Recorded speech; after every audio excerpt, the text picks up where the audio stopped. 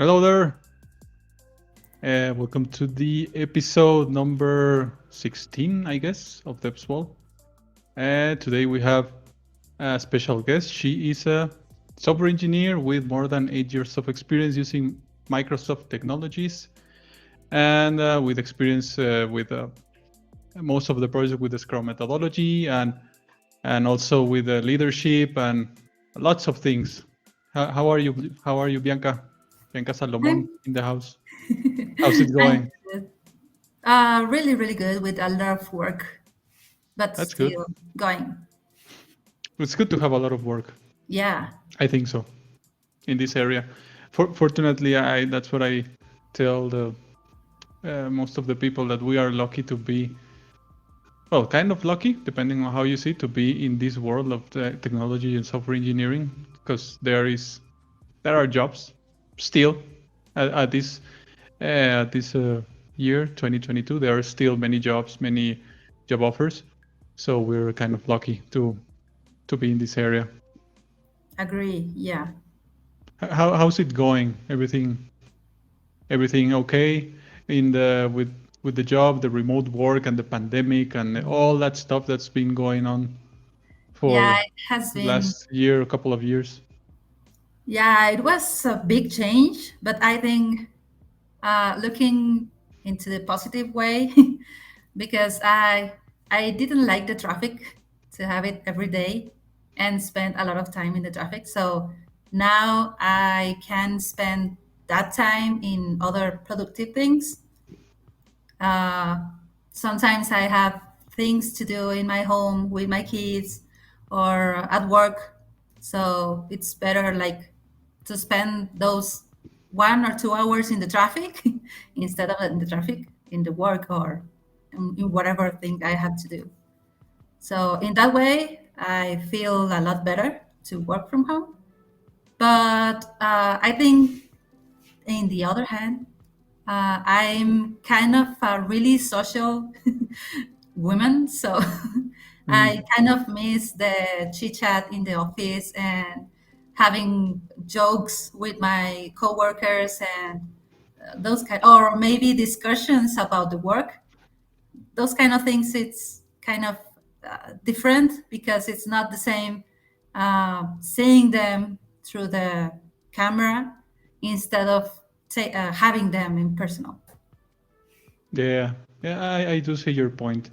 I had actually the previous episode was a conversation with Saul, that we talk about remote working actually, and how we both in that occasion we both have been working remotely for more than 3 years, Mhm. and we enjoy it. But there's also many people that like going to the office from time to time, or there's this new hybrid mode. Well, a lot of companies are offering hybrid mode, that you can maybe go to the office one couple of days and then the rest at home, or whenever you want to go to the office you can go, if you miss the chit chat, as you say, or if you want to socialize. I Yeah, think actually, I think that that's your case, right? Or how does it work for you? in my company, in my current company, we are completely working from home. Everybody, there is no Mhm. way to go to the office unless you have, if you need some, if you have connection issues or maybe power issues, you have the ability to take the office. But if you don't, if it is not urgent, you have to stay at home. It's supposed that after all the pandemic, and they will come up with this decision about the hybrid mode, Mhm. to have 1 or 2 days going to the office, and or you can decide. You can suggest that I'm going 1 day to the office and the rest of the week I will work from home. I think I will be in that way. Mhm. About taking 1 or 2 days in the office, because I feel I like the like sharing and socializing and the office and those kind of things. Yeah, but maybe that will depend on who else goes to the office, right? Yeah, Imagine that's that you go true. to, imagine that you go to the office and nobody else goes. who I want to chit chat? Yeah, no, of course I have to ask my friends in Exactly. the office. You will have to ask your colleagues to at least all of you go to the office so you can go to have lunch and chit chat. Yeah. Otherwise, it's useless, right? There's no point. Yeah, that's true. Yeah, I agree. I think a lot of people will like that hybrid mode. Even myself, that I consider myself like not. I mean, I'm social, but not that social. I'm more like I like prefer to focus and do my stuff and don't care. Yeah, Sometimes I'm like that. I Even remember myself, that. I some time to time I like to talk to people,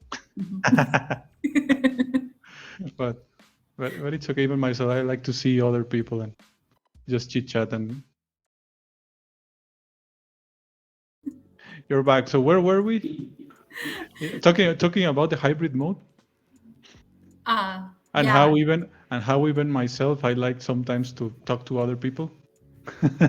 yeah. Sometimes I So, remember so that you don't sometimes, like it yeah, sometimes I'm like more like myself. Yeah, sometimes yourself. we there's still there are self-centered people.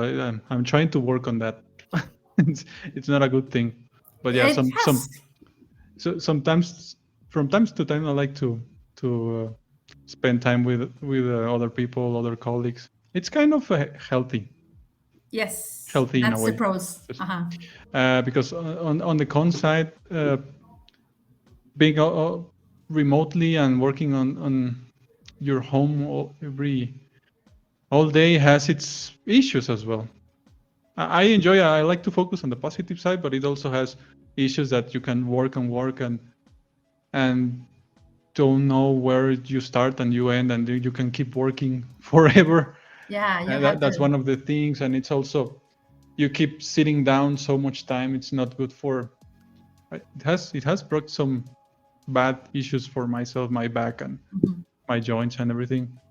And also you get more used to not speaking to other people in person, and that's not the best. At the end, I think we're social. Humans are kind of social people. We some from time to time it's okay to Mhm. socialize.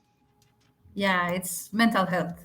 So, Exactly, it's mental health. So I agree with you. Even myself, if I had a hybrid mode, I might go from time to time to the office just to have lunch, have some coffee with colleagues, and that's it. It gives you kind of a refresh, right? yes. You work and then you go like a refresh, feel you're starting again and Mm. feeling kind of a motivation Like in a way. rebooting your own system. Exactly, kind of a reboot. I agree with you in that. I mean, as much as I enjoy working from my home and focusing and not having a lot of people uh, Around, yeah. around making noise and having my space, from time to time it's good to to socialize and all that with all that stuff. But okay, moving remote working aside, I mean, remote working is an excellent subject. Just wanted to ask you, how did you get started on the software engineering world? You actually studied computer engineering, right? Or Yes, I'm a software engineer. uh-huh. Uh, I'm from Torreon, Coahuila, Mexico. It's Yeah. just in the north, really north. And there, I at the beginning I wanted to study something about electronics because I used to disassemble all the things in my house, in my home, and try to fix them, and then I just broke them more. Okay. And so I was interested in the kind of the circuits and how those uh, tablets work and all the insides of the electronic things. And but when I started looking for the topics for each of the careers, I found out that system engineering had a lot of topics that I was interested in, including programming, because I had one topic in my high school about we were programming in Pascal.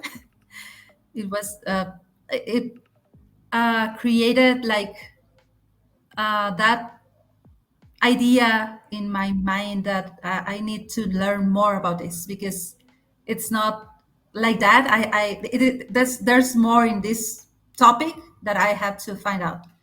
So that's why I decided to go for the systems software engineering.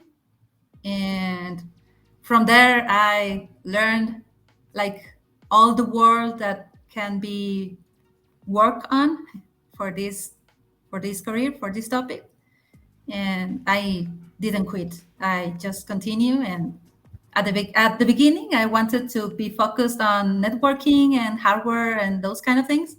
But at the end, I'm here as a backend software engineer. So Yeah, I kind of relate to your story somehow because I also wanted to be more involved in hardware or yeah, actually on robotics and all that stuff. yes, But at the end, I think I think my opinion is the market that took us to the needs of the market.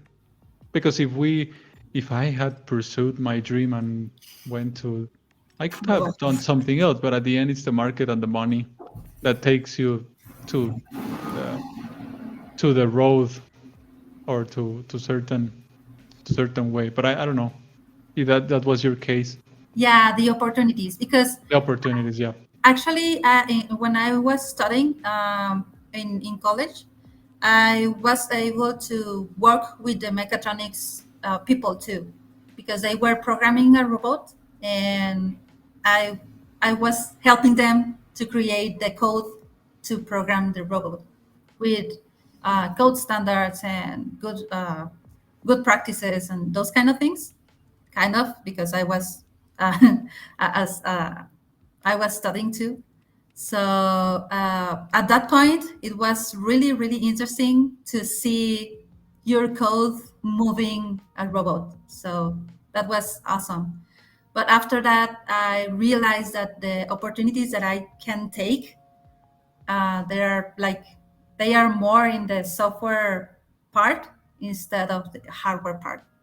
So the opportunities took me to this career path. Yep. Yep. I agree. And do you remember what was kind of your first job, or how did you start with the specialty you have with Microsoft technologies and all? Because you're more on the backend world, right? Yeah, More on the actually, backend now. we when I was studying Uh-huh. in the college, we started. They teach us everything about object-oriented programming in C++.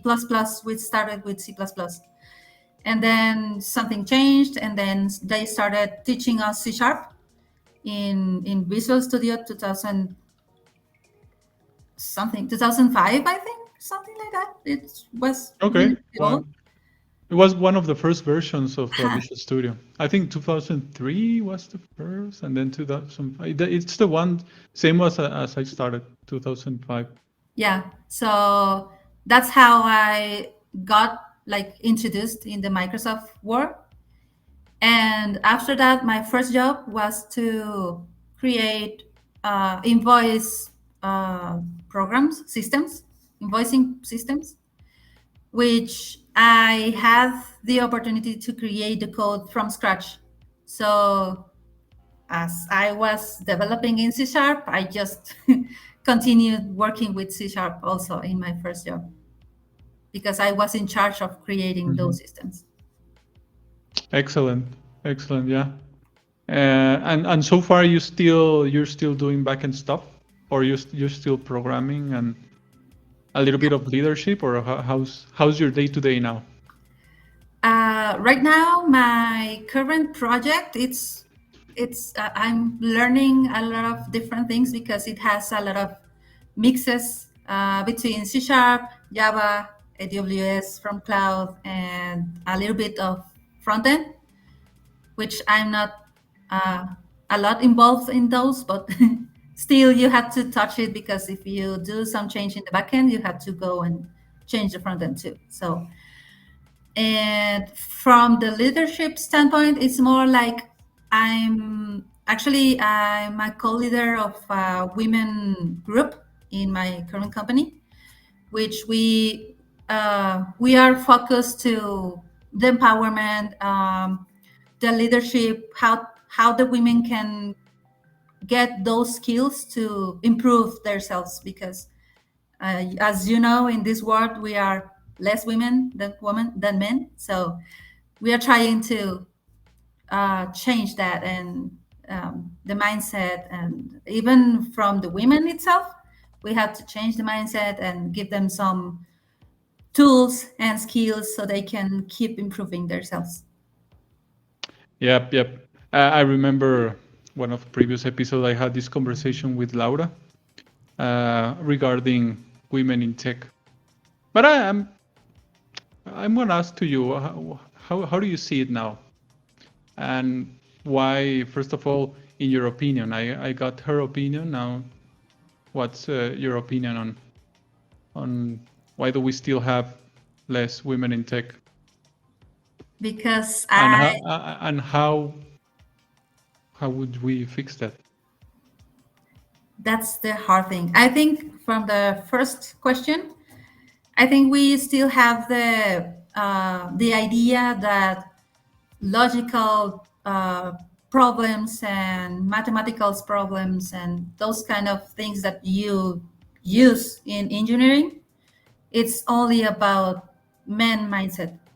So that's kind of the first mistake that we do, uh, because I've seen it with the partners from my daughter. My daughter is in high school now. When I talk with them, they always say that logical thinking, mathematical thinking is too hard for them. And I was like, it's not hard. It's just like you don't give it the chance to think about it, to see it like a normal thing in your day to day. Because we used to have that mathematical and logical thinking in your everyday, but we are not used to see it like that way, in that way. That's the like the first mistake we are seeing, to make it more like common use. Correct. So it's really interesting. So you see, so you're in your point of view, we still have that problem, even with your daughter, that she's Yeah, well, future generation. yeah, One well, of the my daughter, I mean, she has seen all the things that I've been achieving and all the things that I'm working on. uh-huh, She knows about the code well, uh, in his way, in her way. She uh-huh. knows about what I'm working on, those kind of things. And she really likes mathematical topics. So whenever I found a logical or algorithmic topic or book, I suggest her to read it, because it's really, really good for her to keep uh, like processing those ideas in her mind. But when I spoke with the other ladies, with the other girls, it's like they still have that idea that actually they mentioned my daughter, like, you are really good in math. I cannot be as good as you are in math. And I was, why? You can. You just give it a chance. You don't. You just blocking your own ideas, Mhm. and you can achieve for more. Yeah. So you still think there is a this misconception, even if in those generations, in those new generation, we still have that misconception of those logical engineering stuff. Yes, they. I'm not among women. We still have that. I mean, do you think like girls are still thinking that way, or is it kind of not as it was on our ages? It's Yeah, kind of well, different. It's kind of less, but it's still happening. Or how is it? How do you see it? for example, I'm comparing my our generation Uh huh. with their generation. It's still happening. It's less, Hmm. because I can see, for example, from I don't know 10 girls, 2 or 3 of them are thinking now that they can achieve engineering ideas. And instead of in our generation, I remember we were 40 people in my classroom, and only 8 ladies we were there. So it's an improvement, like baby step improvement, but we're still seeing that mindset. I can see it in my Sure. daughter and my son uh, teammates. Yeah. Even in my generation, because you're younger than me, I am older. Even I remember we were like 40, and there were like three Yeah. or four women. Was in yours there was a small improvement. Uh, Then on your daughters, there's an improvement, but we are still. But the issue, the mindset is not gone yet, right? According to your opinion. yeah, we are still blocking ourselves. All right, great. Yeah, I think same. As I was saying, I think this is not a gender thing, in my opinion. We can. No, Well, well, it still have a gender thing in some no, places, but not as bad as we had it some days ago. no. But my point was not that.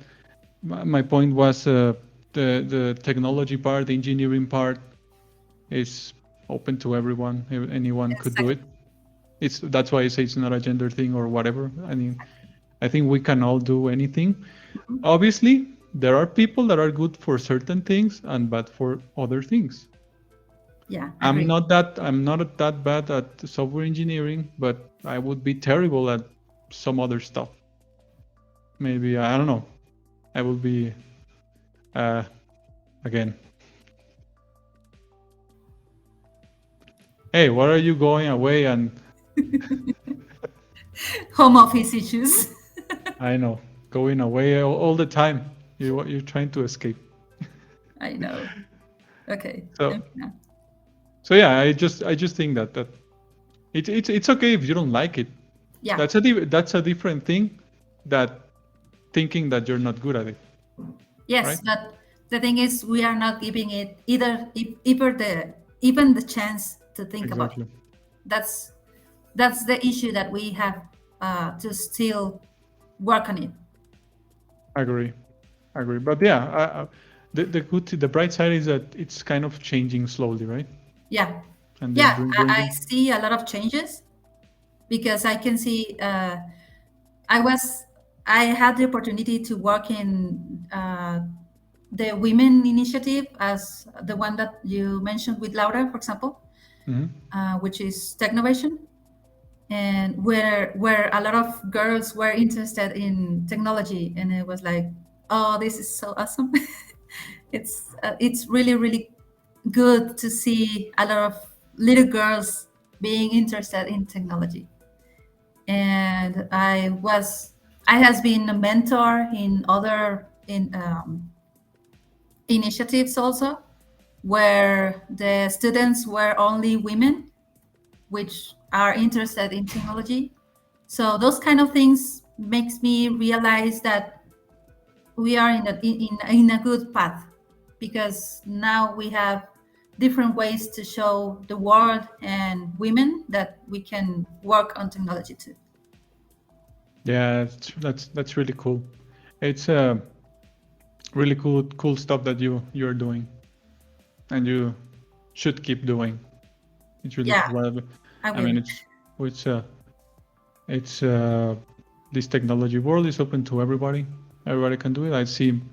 I work with many people, men, women, uh, good ones, bad ones, irrespective of the gender. So it's open to everyone. Hmm. Excellent. All right, now moving to more uh, technical stuff. You have one topic that we're gonna talk about, and I think I have many opinions on it, and you also have opinions on it. So let's talk about unit testing. what's the deal with the unit testing, and why do we hate it so much? First of I mean, I'm saying this opinion as a developer, software developer. um, I haven't been involved so much in unit testing lately, but I remember when because lately I'm more focused on low code and all that stuff, when lots of things are automated, but you can still do unit testing. But it's a common, not a common practice. It should be a standard practice to have unit testing in all your projects. But what's the deal with it? If first of all, who needs to do the unit testing? Is it the developers themselves? Because I remember when I did, I had to do unit testing. So what's your opinion on it? Yeah, I came up with this question every time because I'm a technical interviewer too. So every time I ask for unit testing, I sometimes I get the answer like, "That's about Q&A, the testers. That's not for developers." And I like, why you are saying that developers?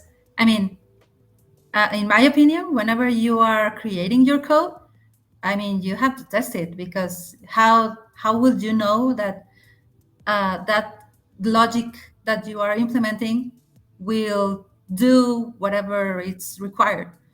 So how would you do those tests? We normally use manual testing, or um, we used to write like the test and go and test it, debug it and test it, and that's all. Or go to Postman and call the API endpoint, which is good for a tester to do it. But if you forgot, for example, to do some changes, then you have to uh, change your tests to manually, and you have to rewrite your manual test every time you do that code change. So unit tests have to be from the developer side, because you have to test your code before going to the testers. The testers have their own testing part. They used to have the manual test. Well, they have a lot of different tests. I can't remember the names, but you cannot release your code without testing yourself that it's working. And I think the best way to do is with unit tests. So yeah, it has tests in their name, but it is about development. All right. So it's a developer's duty. Yes, it has to. You have to test your code. Then how would you know if your code is working fine before going to the testers? All right. But how much, I mean, what is it that you need to do unit test to? How much unit tests do you need to do, or given your experience? Yeah, I think it depends. Depends on a lot of different things. For example, you need to at least test the good and the bad paths for your code. Just write some tests to make it pass and another one to make it fail, at least. But we can go. We can easily go with the idea that, for example, I have seen unit tests where they just instantiate the object and that was the test, which is not a good practice in unit testing, because you have to test the logic or the whatever code is inside your code, not only about instantiated an object. If it has a logic, if it has a return value, or if it throws an exception, if it logs something, you have to test that too. You have to be sure that your code is logging, that your code is throwing exceptions or handling any exception that you have there, or if it is sending the object that you want to another method or an external API or something, or the external database, I don't know, you have to test that. You have to be sure that it is working. So that's where it's kind of a decision of the developer. If you have all those steps in the same method, then you have to do one test for everything, because unit testing is about testing each of the parts of your code, what it is doing. All right. Um, but I have a point here. How do you make sure that you are doing the correct unit testing, or yeah? How do you make sure that you're actually testing correctly the code that you're doing? Because I have done it. I have some experience that you can bypass so many stuff, and you can do certain tricks just to say that you're doing unit testing. But how do you see, from your point of view or your experience, how do you guarantee, or how do you make sure that you're doing the correct unit testing? I think, I mean, from my experience, I used to do unit tests after doing the development itself. So that's kind of tricky, because the unit tests that you write are specifically to work with, to pass in that code or fail that code. But I've learned that if you write your unit test before your code, then it helps you to write the code that you need to fit the requirement you are working on. That's kind of the difference I have learned. In that way, you will only focus on whatever is needed, instead of creating extra code that you will not need. So in that way, you will write the code, uh, write the test that is specifically for the requirement, and then write your code. In that way, you can say that you are writing unit tests only for the requirements that you are working on. Oh, okay. So, so you normally do it after doing the development work? Before. Oh, before. I've learned Okay, that okay, okay. it's better to do it before. Like the TDD TDD. approach. Yeah. Yeah, somehow, yeah. I mean, I understand the has been a trend, well, since the last years, the TDD approach, the test-driven development. Like, write your in a way, it's like having a template that's saying, okay, I need these methods, whatever, and they need to return this. They need to do this, and basically you need to do whatever to accomplish that. It's kind of like a code challenge, but much easier. Yeah. But yeah, I agree on that. Following the TDD could help.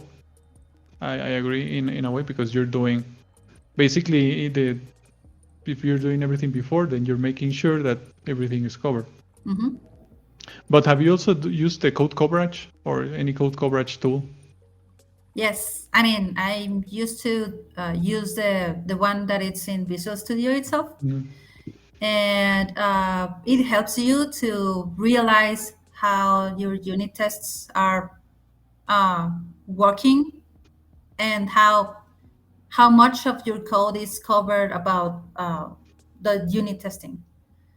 So in that way, I have kind of different opinions, because it depends on the type of the project that you're working on. Because we normally say that the percentage of code coverage, it has to be, at the beginning, I've heard that it has to be 100%. So you have to have unit tests for everything. And as I was still learning and still coding and having more experience, and I realized that it's not that easy to test everything. That's why they come up with these ideas about having the 70%, 80% of code coverage is enough for your code, or for your system to be good in unit testing. So I realized that maybe 70-80% is better. It depends on your program or your system, but it there's some parts of your code that are not uh, one, or you cannot test them, or you don't need to test them. Correct. Good, good, good. I agree with you. I mean, talking about my experience previously when we were doing some projects, also using .NET technologies, we were targeting like close to 70-80% of code coverage, because there are a lot of things that you can exclude. I mean, but you need to, I mean, the technical leader or well, the people involved should be aware, right? There are certain specific parts maybe related to infrastructure or some other stuff that you might not need to unit test, but the rest of the stuff it's better uh, to make it testable. And yeah, it also, I mean, in my experience, it also helps to break things up. I mean, the more to break. Sometimes you're starting to do functions or methods and starting to grow, and sometimes it's better to break things in small pieces, right? Even there are tools. There are many tools that are automated now, and they are even come with the IDEs like Sonar Cube, Sonar Lint, or those kind of things that they tell you live, okay, this method is too large, break it. This more than 10, 15 lines, you should break it. It's not a good practice, and there are a lot of automated stuff that helps us do stuff. And this also helps for unit testing, having like small pieces of units that deliver certain kind of stuff, deliver certain kind of results. They're easier to test, right?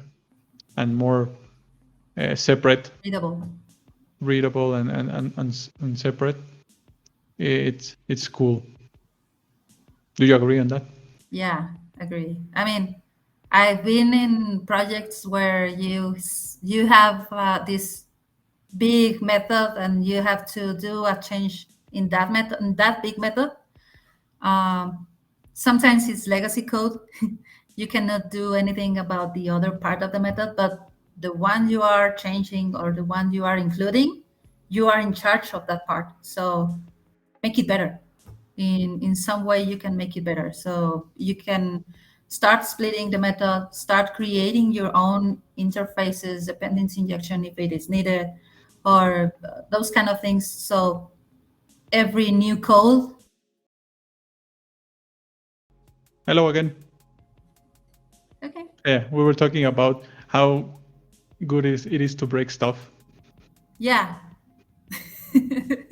uh, so the thing is, whenever you create new code, make it in the best way possible. So you can break it, you can have the best practices, include some programming principles, and make it easier for you to test it. Because if it doesn't have the best practices or programming principles, then it's kind of hard to create unit tests. Okay. Now another thing. There are certain people that think that unit testing is a waste of time. Given that sometimes you spend some time doing it, because time is money and it's developers' time, and sometimes you spend a good amount of time doing unit testing. But what about it? What do you think? What do you think about that? Is it worth it to spend, or is it, if they're spending too much time, there's something wrong going on? What do you think? I think that is obviously it's not a waste of time. It helps you with a lot of different things. It has its pros. It helps you to, I think the biggest help from unit tests is that you can find bugs earlier. I've seen, because I not read it yet, all the books that because I just saw some. I've been studying some comments in online in internet, saying that there are books and authors that gives you the facts about unit testing. And there's one book from, I forgot his name, but there's a graph that says that if you find a bug before, depending on the stage, it's cheaper than if you find it in production or testing environment. So if that bug you can find it in unit, about when you are unit testing your code, then you are saving a lot of money and a lot of time in the before going to production. So look, seeing it in that way, because at the beginning I've been in that place too. When you start developing a project from the scratch, and you have to, when you start creating your models and the objects and instances and all those kind of things, you have to start unit tests too, and it's kind of uh, time consuming to start the unit tests. But when you start creating features, adding more code to that uh, initial code that you created, that's where you can see the benefits of unit testing, because it helps you to understand whatever you already have and to know if you are not breaking anything that you already test. So it is really helpful for regression testing in your own way, because you don't have to test again whatever you already did before. So it saves a lot of time talking about in long term, medium or long term. In the short term, when you start, you see it as a waste of time. But after, when you keep adding features, when you keep growing that system, then you can see the benefit of it. Yeah, I do agree.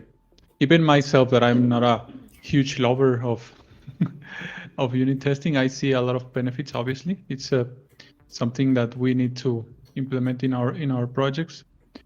Even I remember that because we had to do like some code coverage, so we had to do unit testing of our code.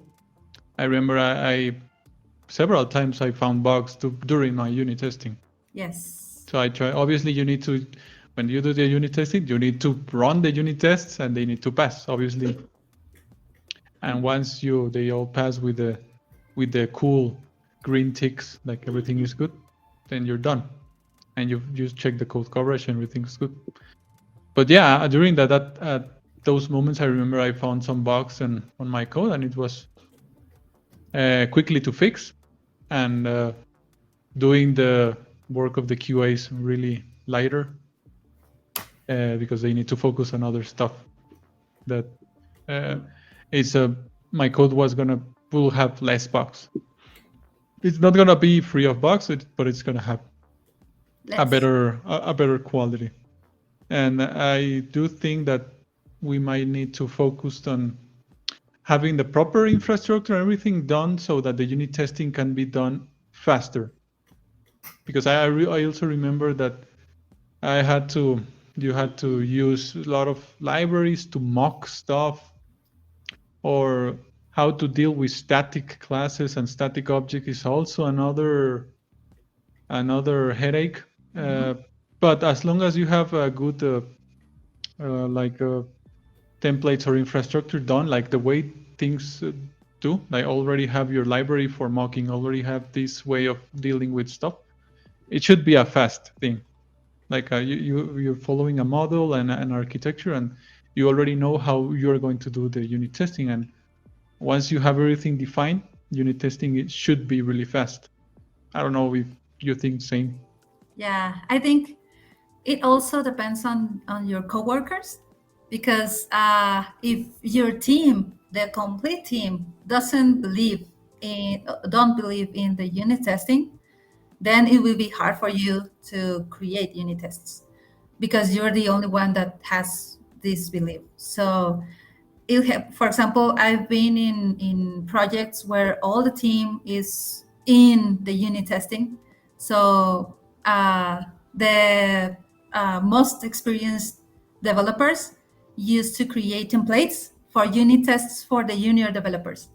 So that's really, really helpful, because when you're a junior, you don't know about, I mean, you know the theory, but you don't know how to create good unit tests, which is one of the first mistakes that we commit at the beginning. So if you have good mentors about how to write it and why it is helpful to have unit tests, then it will become easier and faster, because you will have those templates, you will have the tools that you mentioned, you will have the help from the senior developers that will tell you how to create easier unit tests and how to refactor your code if needed, how to uh, create exceptions, because we usually at the beginning we don't see the fail cases. We only see the happy path. And I mean, there's a lot of ways to make it easier and faster. It's just about the mindset that you and your team have to have. Agree. Do you see any scenarios where the unit tests are not needed?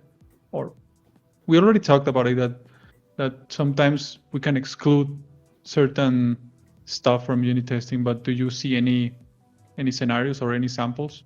Yeah, for example, the one that you mentioned for static classes, you cannot test static classes. Well, create unit tests from static classes. So that's one. Another one maybe could be the constant variables, the constants that you have in your code. If they are constants, then why? I mean, you don't need to test them. If you will use the same value for all your code, then there's no need to create unit tests for them. Or there are sometimes, I mean, this is my opinion, there are sometimes that you have getters and setters, maybe setters that return a zero every time, or a simple value every time. So your unit test will be one line to instantiate the object, and that's all. It's kind of, Just to just to cover that part of the code, right? yeah, if you are doing it only to increase the code coverage, then well, if you have time, you can do it. But there's other ways to take your time. I mean, instead of creating that unit test, just focus on creating a unit test that really helps. Yeah, I agree. And I focus a scenario where, for example, for static classes, that sometimes there are, maybe you want to unit test whatever is in that static class, but the solution will be use another way, or to avoid a static class. To add complexity. Well, all right. As I was saying, for static classes, yeah, you might need to change your approach if you want to test that, but only if it's completely necessary to do that unit test on that part. You might need to use regular class with, I don't know, interfaces, whatever, and do it. Yeah, actually, the unit test helps you to say also if your code is following the programming principles and following coding standards, because, for example, in that way, you will realize that you cannot use a static class for whatever you are testing. So you have to change it. I agree. Exactly. It kind of force you to follow the good principles, right? Yes. The good designs and architecture and everything. That helps you. It is true. It is true. I agree. Even though I sometimes hated that, but I do see the benefits, and yeah, TDD approach sounds a great approach of designing your projects. Yeah, and also, I mean, I've seen also that whenever if you're the method that you are testing, it only has a line to call an external API. Mm-hmm. Then the unit test is not the right approach. It's better to maybe do an integration test. It's more Okay. like you can focus instead of, I mean, you still have to test it somehow. Mm-hmm. So instead of unit testing and mocking only one time, only one line to call the API, instead of that, you better create an integration test and see how it is working with the external code. And I mean, it's better to spend your time in integration tests instead of unit testing. That single line. Yeah, yeah. At the end, it's a matter of quality, right? How do you achieve the correct quality in your projects? And there are Yeah. unit test is a way. Maybe most of the code will be unit testing, but there are certain plans that you can do it different ways, right? Yes. Yeah, you Perfect. have to combine different ways. You have to find the right ways to create a quality code. There are a lot of different ways to test it and to improve it, and tools that helps you to see the health of your code. So you just use whatever you need. All right. I do agree with that. Use all the tools that we have to get to deliver the best results. Exactly. All right. All right, Bianca, I really enjoyed this conversation. This was really cool. And want to thank you for your time, and uh, for sharing all your experience on all these topics regarding unit testing, and previously with remote working and women in tech and all that stuff. It was really cool conversation. Appreciate it so much. Thanks to you for the invitation. All right, anytime. And thanks to anyone who watches this. See you next time. See you. Bye bye.